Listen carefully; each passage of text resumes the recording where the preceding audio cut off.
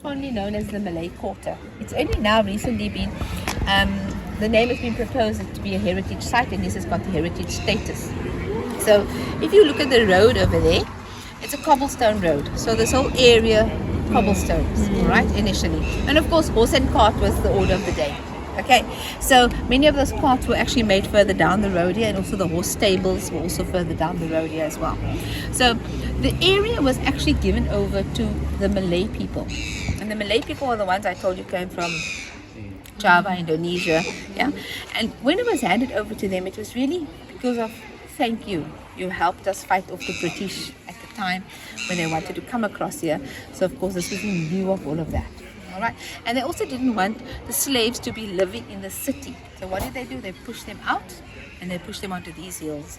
Today these houses are worth millions of rands because of their location. And you know, it's on the upper side, you've got the beautiful views, all of those kind of things. So automatically, you know, it's good value in property. There's a lot of gentrification that's happening in the area currently today. These people are very passionate about the area. They love where they are. It's been gone from generation to generation.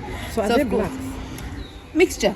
So what happened was, at the time when the Malays were living here, they didn't say no to non-Muslims or non-Malays. It was a mixture of people. So it's actually, we've been a rainbow nation before that, because we always lived together in harmony. It was only the apartheid system that actually separated us. You. Yeah, and then afterwards Nelson Mandela put us back together again. Exactly.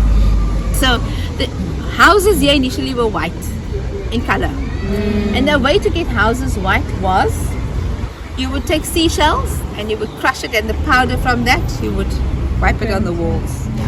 If you go to the quarry and you find limestone, you know, when you walk past a wall and you walk away, it's all white, and you're like, oh my goodness.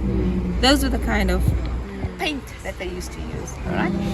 This that you see here is the heritage part. Can you see up on the top is the gable? It's like a white piece on each of these houses. One is grey, some is white, some is the color of the house, and that. That shows you the heritage status. Okay. So when somebody here is actually renovating their house, if the renovation is in line with the bottom house, then the top also has to have it on the top. The minute the renovation is behind, further back, like you see there, you don't have to have it, but some of them put it on there just to maintain the heritage status. You'll notice that all the roofs are flat. Yes. And why? Because they say Cape Town is like a baby. If it's not wet, it's windy. Okay? So it's very windy. You understand the Cape Town like a baby? Yes. The babies are generally either wet in their nappies or they're burping, windy. So we say Cape Town is like that. So at the end of the day, those roofs that would be pitched, they would then blow away because of the strong winds that we have here in Cape Town. Alright, so of course, there's lots of terrible stories around it.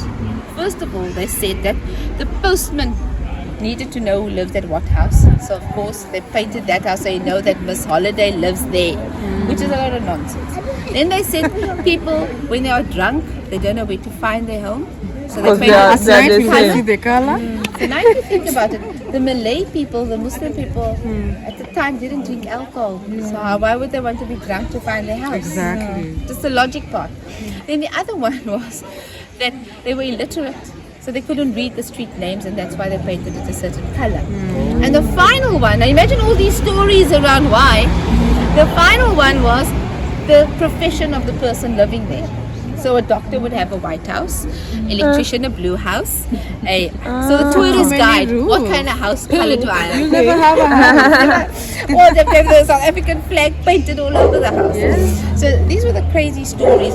But it's all about just people's happiness, just being free, just, you know, being individual, doing what you want at your house. So the color doesn't mean anything in the context of why it's that color. It's just their own choice. I mean, so you find pink, blue, doesn't mean it has to be like that. They just decided. Hey guy, walk along with me. Let's see the colorful houses around. Okay, I can't mention this name because to pronounce it's more difficult, but let's try.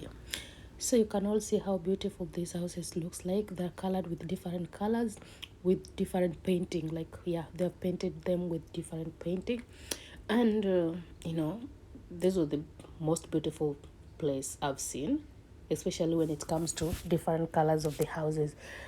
You know, I'm used of, like, you know, like Mombasa is now painted blue and white, but this town is painted with different colors: pink, green, yellow, blue, like any color. They're like different colors. So you're walking around the street and most of the houses are painted, sorry, with different colors, and it was really amazing. You can imagine taking photos around this place. Wow, does it not look amazing? It's really amazing. It really surprised me that how come they came up with such different colors.